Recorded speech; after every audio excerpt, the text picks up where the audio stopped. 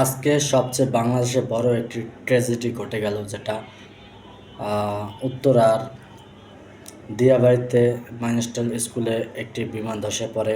একটা স্কুলে যেখানে অনেক বাচ্চা কাচ্চা আহত হয়েছে এবং এমনভাবে দগ্ধ হয়েছে যা খুব কষ্টদায়ক এবং দেখে সহ্য করার মতো না। কিন্তু সেই জায়গায় বাচ্চাগুলা দেখছি চিরা প্যান, পা পোড়া, হাত পোড়া এবং বিভিন্ন অঙ্গ প্রত্যঙ্গ, মানে এমনভাবে দেখে মানে সহ্য হচ্ছে না এবং নিজেরে কন্ট্রোল করা যায় না। সো সেই মুহূর্তে আমি দেখতে পেলাম বাইরে ভাই একটা বাচ্চা দৌড়াইতেছে, প্যান্ট অর্ধেক পুড়ে গেছে।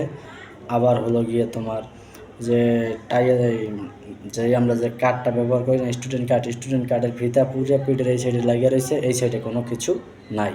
তার পাশে দেখতে আছি পোলাটা একা একা দৌড়াইতে আছে, চুল পোড়া, এই পোড়া, সেই পোড়া। কিন্তু কিছু কিছু মানুষ আছে, সেই মানুষগুলাকে হেল্প না করে, সেই বাচ্চাগুলাকে হেল্প না করে তারা কী করতেছে, ভিডিও করতেছে।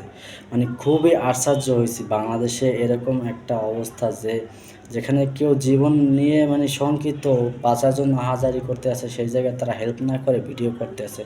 অবশ্যই এটা আমি সবাইকে বলতে আসি না, জাস্ট আজকে অনেকে করছে এবং এটা খুবই খুবই বেদনাদায়ক এবং এটা ইতিহাসে একটা দৃষ্টান্ত সৃষ্টি করবে।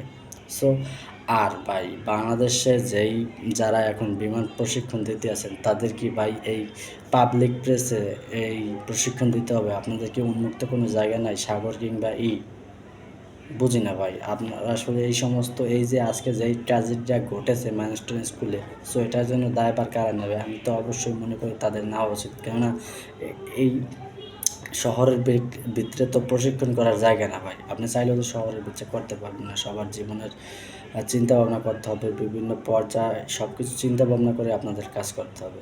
সো পরবর্তীতে এই সমস্ত কাজ আর করেন না ভাই। এটা ইতিহাসের চরম একটা সাক্ষী হয়ে থাকবে। আসলে বাংলাদেশের এই সমস্ত ডিফেন্স ফোর্সগুলো আসলে কী ন্যারেটিভ দাঁড় করাতে চায় বাংলাদেশের মানুষের জীবন সম্পর্কে, তাদের কি কোনো আসলে নাই ভাই।